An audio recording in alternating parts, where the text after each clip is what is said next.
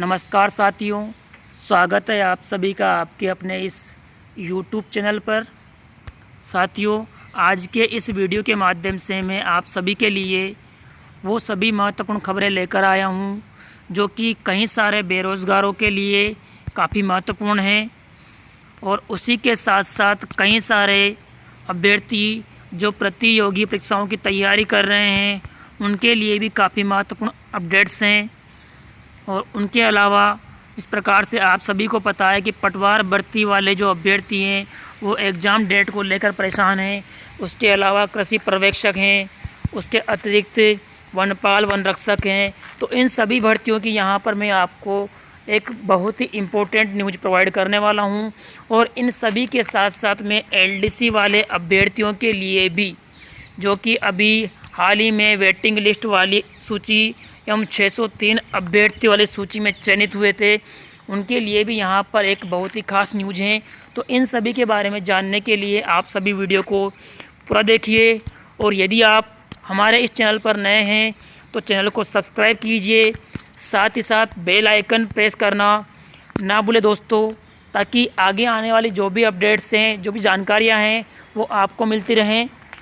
मित्रों, सबसे पहली तो महत्वपूर्ण अपडेट हैं उन सभी मित्रों के लिए जो हर एक भर्ती में उनका चयन होने के पश्चात डॉक्यूमेंट्स को लेकर परेशान होते हैं। तो उनके लिए सरकार ने एक तरह से एक अच्छा रास्ता निकाला है कि मूल निवास प्रमाण पत्र बनवाने के लिए चाहे बेरोज़गार अभ्यर्थी हो जिनका चयन हुआ हो या और भी कोई अन्य मित्र, अन्य साथी जिसको इसकी आवश्यकता पड़ती रहती है, तो सरकार ने इस रास्ते के माध्यम से यहाँ क्लियर किया है कि मूल निवास प्रमाण पत्र बनाने के लिए अब किसी भी साथी को पटवारी और तहसील का चक्कर नहीं काटना पड़ेगा। राजस्थान सरकार द्वारा सीधे ही यहाँ पर देख लीजिए, राज्य सरकार ऑनलाइन मूल निवास प्रमाण पत्र जारी करने का प्रोग्राम सेट कर रही हैं। उसके माध्यम से अब सभी मित्रों को यहाँ पर किसी भी प्रतियोगी परीक्षा के लिए फॉर्म भरना हो या किसी सरकारी नौकरी के लिए आवेदन करना हो या युवाओं को टीचिंग शैक्षणिक दस्तावेज के रूप में मूल निवास प्रमाण पत्र लगाना हो, उन सभी चीज़ों के लिए अब मूल निवास प्रमाण पत्र बनवाने के लिए बार बार समस्या उठाने की आवश्यकता नहीं होगी, बार बार पटवारी और तहसील के चक्कर नहीं काटने पड़ेंगे। इसके बाद में अगली अपडेट है, राजस्थान सरकार के अधीनस्थ 63 विभागों में 2.60 लाख पद खाली हैं, लेकिन इंतज़ार में टूट रहे हैं सपने। मित्रों, 60,000 पदों पर भर्तियां प्रक्रियाधीन हैं, उसके बावजूद भी 2 लाख पद ऐसे हैं जो खाली हैं और जिन पर अभी तक कोई विज्ञापन जारी नहीं हुआ है। यहाँ पर सारी भर्तियों की सूची दे रखी है, किस विभाग में कितने पद खाली हैं। मैं यहाँ आपको एक एक के बारे में स्पष्ट कह के नहीं बताऊँगा, यह आपको मैं जब सूचना प्रोवाइड करूँगा टेलीग्राम चैनल पर, वहाँ से आप देख लीजिएगा, क्योंकि यहाँ पर बहुत सारे डिपार्टमेंट दे रखे हैं। इसके बाद में अगली अपडेट हैं, राजस्थान सरकार के अधीनस्थ जो भर्तियाँ पेंडिंग पड़ी हैं 10,422 भर्तियाँ होंगी अनलॉक।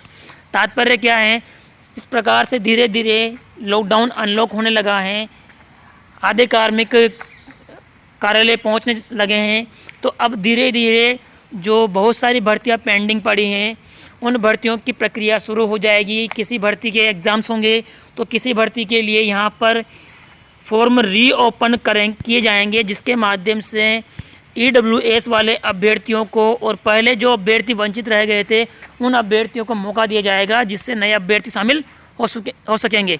यहाँ पर महत्वपूर्ण 4 भर्तियाँ हैं, जिसमें पटवार भर्ती है, कृषि पर्यवेक्षक हैं, उसके अलावा वनपाल वन रक्षक हैं और उसके अलावा यहाँ पर कनिष्ठ अनुदेशक। और इस प्रकार 4 भर्तियों में कुल 6,470 पद हैं। इसके लिए कई सारे बेरोज़गार तैयारी कर रहे हैं। इसके बाद में यहाँ पर कहा गया है कि पटवारी व वनपाल भर्ती में पद बढ़ाने के लिए पत्र लिखा गया है, तो संभावना दिखाई देती है कि पटवार भर्ती व वनपाल भर्ती में पदों की संख्या में बढ़ोतरी की जाएगी। इसके बाद में यहाँ पर अभी लॉकडाउन में सीएम साहब द्वारा कई सारी भर्तियों का अनाउंसमेंट किया था।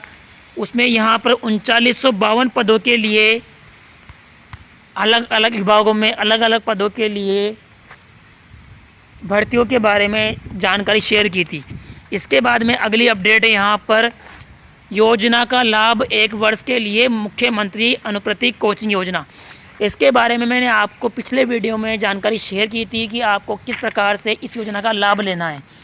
इसके बारे में अतिरिक्त अपडेट में आज शेयर कर रहा हूँ कि मुख्यमंत्री अनुप्रति योजना कोचिंग योजना में 1 वर्ष का लाभ दिया जाएगा और इसके लिए चयन कैसे होना है। तो इसमें चयन होने के लिए 12वीं व 10वीं के प्राप्तांकों के आधार पर मेरिट तय की जाएगी और उस मेरिट के आधार पर ही अलग अलग भर्तियों के लिए एक निश्चित संख्या अनुपात में अभ्यर्थियों का चयन किया जाएगा, जिसकी संख्या मैं आपको आगे प्रोवाइड करने वाला हूं कि किस भर्ती के लिए कितने कितने अभ्यर्थी सेलेक्ट किए जाएंगे जिनको इस योजना का लाभ मिलेगा। इस योजना के लाभ लेने से कई सारे प्रतिभाशाली अभ्यर्थी जो पैसे के चक्कर में या आर्थिक स्थिति के चलते अपने आप की शिक्षा को आगे नहीं बढ़ा पाते हैं, उनके लिए यहाँ पर एक अच्छा मौका है। और इसके लिए जिलेवार लक्ष्य तय कर मेरिट के अनुरूप कोचिंग की व्यवस्था की जाएगी। और इसके लिए मैं आपको बताना चाहूँगा कि आपको अप्लाई करने के लिए किस माध्यम का प्रयोग करना होगा। एसटी वर्ग के जो अभ्यर्थी हैं उनके लिए इस योजना का संचालन जनजातीय क्षेत्रीय विकास विभाग द्वारा किया जा रहा है। तो उस वेबसाइट पर जाकर, जो कि जनजातीय क्षेत्रीय विकास विभाग की वेबसाइट है, वहां जाकर आप इसके लिए अप्लाई कर सकते हैं। बाकी एससी, ओबीसी, एमबीसी और ईडब्ल्यूएस वाले अभ्यर्थी सामाजिक न्याय एवं अधिकारिता विभाग वाली जो वेबसाइट है SJE, उस पर जाकर इसके लिए अप्लाई कर सकते हैं। वहाँ पर अलग अलग कैटेगरी के लिए अलग अलग परीक्षा के लिए अलग अलग फॉर्म दे रखे हैं। और अल्पसंख्यक अभ्यर्थियों के लिए अल्पसंख्यक मामलात विभाग वाले जो वेबसाइट है वहाँ जाइएगा, वहाँ से आप इसके लिए अप्लाई कर दीजिएगा। डॉक्यूमेंट्स के बारे में मैं आपको जानकारी पहले प्रोवाइड कर चुका हूँ। अब यहाँ पर आपको मैं बताना चाहूँगा कि किस किस भर्ती के लिए या किस किस वैकेंसी के लिए कितने कितने बच्चों का चयन होगा। तो यूपीएससी के लिए 200 अभ्यर्थियों का चयन किया जाएगा, जो कि यहाँ कैटेगरी वाइज दे रखा है। यहाँ क्राइटेरिया दे रखा है कि किस बेस पर उनको चयन होगा और कितना लाभ उनको मिलने वाला है, वो यहाँ पर दे रखा है। उसी प्रकार से आरएस वगैरह के लिए 500 अभ्यर्थियों का चयन किया जाएगा, कैटेगरी वाइज यहाँ दे रखा है। और क्या क्राइटेरिया होगा वो यहाँ दे रखा है, कितने वर्ष के लिए होगा दे रखा है, और कितना पेमेंट उनको अनुदान के रूप में दिया जाएगा वो दे रखा है। अब यहाँ पर आपको कन्फ्यूज ये होगा कि ये पेमेंट कैसा है। तो ये पेमेंट केवल खर्चे के रूप में या आपको निवास व खान पान के लिए ये खर्चा दिया जाएगा। कोचिंग के रूप में आपको एक पैसा भी यहाँ से नहीं मिलने वाला। कोचिंग के लिए आपको सीधा ही सरकार के द्वारा पे किया जाएगा। ये सिर्फ आपके आवास या निवास के लिए 40,000 रुपये की जो बात कही गई थी, 40,000 रुपये का खर्चा सरकार के द्वारा वहन किया जाएगा। और यहाँ पर ये फ़ीस वगैरह के बारे में दे रखा है। ये समस्त अपडेट आपको यहाँ दे रखी है। हर भर्ती के लिए यहाँ पर आरपीएससी द्वारा सब इंस्पेक्टर वगैरह के लिए 20,000 रुपीज़ 6 माह के लिए, और यहाँ क्राइटेरिया है। और 800 बच्चों का चयन किया जाएगा। रीट के लिए 1500 बच्चों के लिए चयन किया जाएगा, 15,000 रुपये दिए जाएंगे। उसके बाद में और अन्य भर्तियों के लिए यहाँ पर 10,000 रुपये, 1200 बच्चों का चयन होगा। यहाँ पर क्वालिफिकेशन दे रखी हैं। उसी प्रकार से पुलिस कांस्टेबल भर्ती के लिए हैं, और उसी प्रकार से इंजीनियरिंग मेडिकल परीक्षा के लिए हैं, और उसी प्रकार से आगे दे रखा है क्लेट परीक्षा के लिए हैं। तो इस प्रकार से अलग अलग परीक्षा के लिए अलग अलग क्वांटिटी में अभ्यर्थियों का चयन किया जाएगा। अब किस प्रकार से कोचिंग संस्थान की जो क्वालिटी है या संस्थान है उसके बारे में यहाँ पर जो क्राइटेरिया दे रखा है। अब यहाँ दे रखा है प्रतिष्ठित कोचिंग संस्थान से कोचिंग प्राप्त करने वाले छात्र छात्राओं को आवास, भोजन इत्यादि के लिए 40,000 रुपये की अतिरिक्त राशि। वहाँ पर जो दे रखा है दोस्तों, मैं थोड़ा बोलने में मिस्टेक हो गई थी। वहाँ पर जो दे रखा है वो कोचिंग फीस के रूप में, वहाँ पर जो दे रखा है वो कोचिंग फीस के रूप में है। उसके बाद में यहाँ 40,000 रुपये अतिरिक्त खर्चा जो कि खाने रहने के लिए दिया जाएगा। तो जो अभ्यर्थी वास्तव में एकदम नीडी हैं और उनको ये फ़ायदा मिलता है तो बहुत ज़रूरी है कि उनको ये फ़ायदा मिले। एक सामान्य जो खर्चा वहन करने में सक्षम है वो अगर इस खर्चे का लाभ पहले न उठाकर पहले उस नीडी व्यक्ति को शेयर करें जिसको बहुत ज़रूरत है। हालांकि राजस्थान के अंदर बहुत सारे अभ्यर्थी जो प्रतिभाशाली हैं परंतु उनकी आर्थिक स्थिति कहीं ना कहीं कुछ इस तरह से कम है, तो शिक्षा से वंचित न रहें उनके लिए योजना चालू की गई है। संस्थानों का जो क्राइटेरिया है, जो मापदंड है वो इस प्रकार से तय किया जाएगा जो यहाँ दे रखा है। इसको आप PDF के बाद में प्राप्त करके उससे पढ़ लीजिएगा। अगली अपडेट यहाँ पर दे रखी है LDC वाले अभ्यर्थियों के लिए। मित्रों यहाँ पर मैं अगली जो फाइनल अपडेट प्रोवाइड करने वाला हूँ वो LDC वाले अभ्यर्थियों के लिए हैं। मित्रों LDC वाले अभ्यर्थियों के लिए जिस प्रकार से शेड्यूल जारी किया गया था उस शेड्यूल के माध्यम से जो कार्यक्रम चल रहा था उसमें सबसे पहले डिस्ट्रिक्ट अलॉटमेंट के लिए चॉइस भरवाई गई थी जो कार्यक्रम पूर्ण हो चुका है। उसके बाद में विभाग द्वारा 5 दिन का समय मांगा गया था कि 5 डेज में आपकी डिस्ट्रिक्ट अलॉटमेंट की प्रक्रिया संपूर्ण कर दी जाएगी। तो उसका आज 7 जून है और आज अंतिम दिन है। तो जितने भी LDC अभ्यर्थी हैं जिनका चयन 603 अभ्यर्थियों की सूची में हुआ था और शिक्षा विभाग अलॉट किया गया था, उन शिक्षा विभाग वाले अभ्यर्थियों के लिए आज दोपहर बाद कभी भी या शाम तक उनके डिस्ट्रिक्ट चॉइस जो किए गए थे वो डिस्ट्रिक्ट अलॉटमेंट की सूची आ जाएगी। जिन 150 अभ्यर्थियों को इस सूची में शामिल किया गया था उस सूची को मैं आपको शाम तक प्रोवाइड कर दूंगा।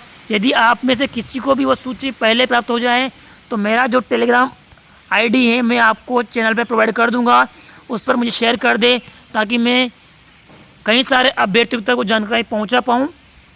और उसके बाद में डॉक्यूमेंट्स तैयार करने के लिए आपको जो प्रोसेस मैं पहले बता चुका हूं उसके वीडियो का लिंक भी मैं आपको यहाँ प्रोवाइड कर दूंगा ताकि आप डॉक्यूमेंट्स तैयार कर लें। डॉक्यूमेंट से जुड़ी हुई कोई समस्या आपको आती हैं तो उसके लिए आप मुझे पर्सनल मैसेज या कॉल के माध्यम से जानकारी प्राप्त कर सकते हैं। इसके लिए आपके लिए हमेशा जो मेरा टेलीग्राम ID है वो ओपन है। उसके बाद में जो अगली सूची है जो 689 अभ्यर्थियों की सूची में 371 अभ्यर्थी हैं, उन 371 अभ्यर्थियों के लिए जो भी प्रक्रिया शुरू होगी वो 12 जून के बाद ही स्टार्ट होगी। उससे पहले आपको बार बार चिंतित होने की आवश्यकता नहीं है।